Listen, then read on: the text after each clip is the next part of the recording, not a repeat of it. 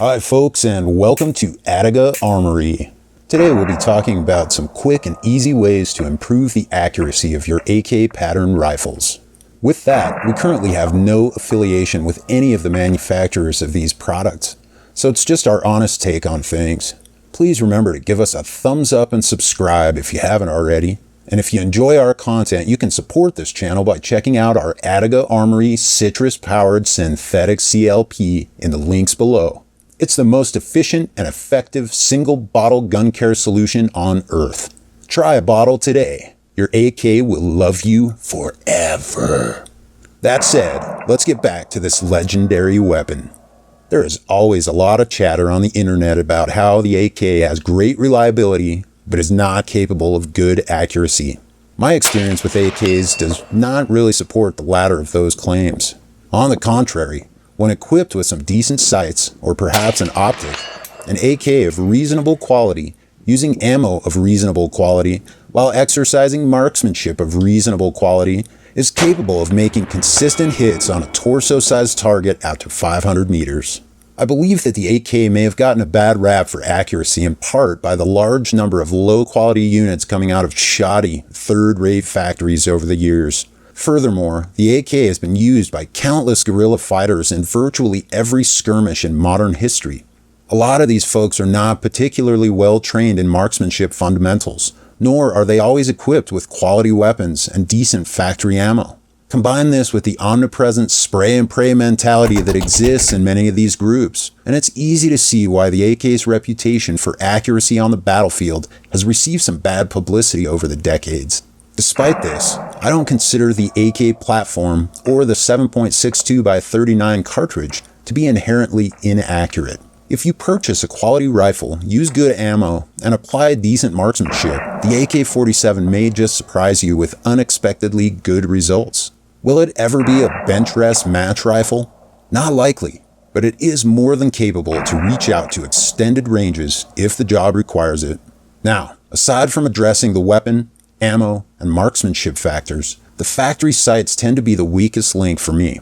The notch-style rear sight and the short sight radius are more akin to pistol sights, and in my humble opinion, are not ideal for long-range marksmanship. I prefer to swap the rear sight out for a ghost ring, like this MOJO AK MicroClick sight. While it doesn't address the short sight radius, it offers a more conventional M4 or M16 sight picture that I'm used to. It's also adjustable for windage and elevation, and has a removable aperture insert to give you two size options. The next area for improvement is the front sight. The factory post was just a bit too fat and stumpy for me, and when I tried going with a night sight option, it became downright morbidly obese. Sorry if this sounds a bit pervy, but I prefer a bit more length and a bit less girth, so to speak. Not to mention that the tritium insert was well below the top of the post, giving me vastly different points of impact between day and night shooting. I found that this KNS Precision 0.052-inch ball front post greatly improved my ability to see my target and to consistently place the post in the right location.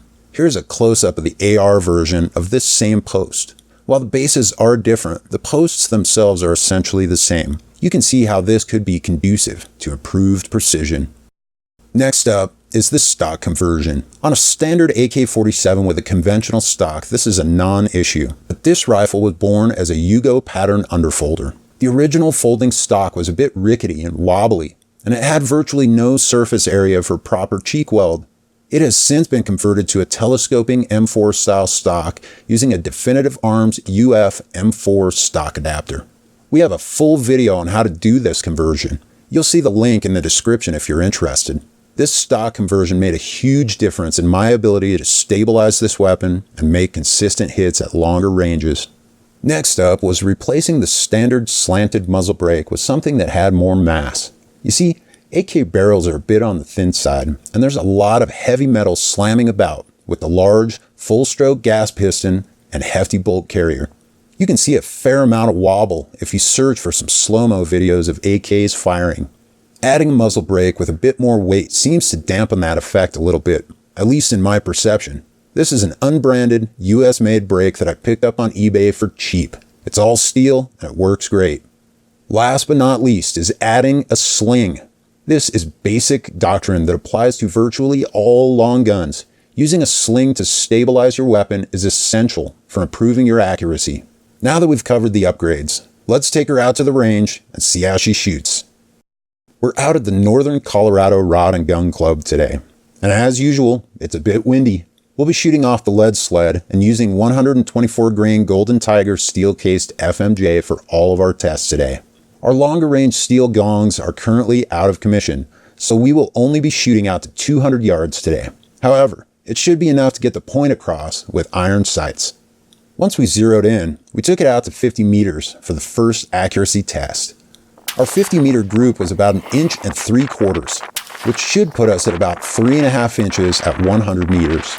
While many ARs are capable of producing better groups than this, it does put us close to the accuracy of a run-of-the-mill entry-level AR carbine build. Not bad at all considering how mediocre my aging eyes are these days. Okay, let's switch off the metric system so we can shoot the gongs, which are all measured in yards at this range. The first gong is at 150 yards. It was very easy to hit this one from the bench, even with the gusty and unpredictable winds. At this range, with this zero, the impact was a few inches high, so aiming at the bottom of the gong yielded good hits.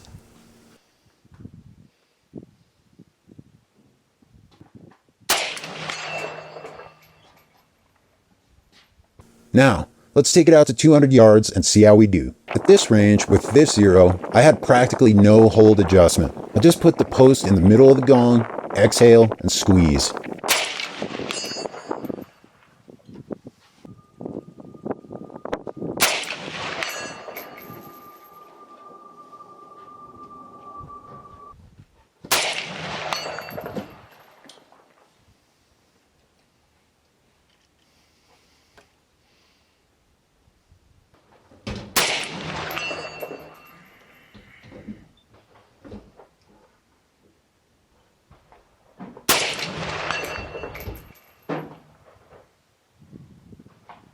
Overall, this was a definite improvement for me. I was lucky to get 3-inch groups at 50 meters with this gun in its factory configuration.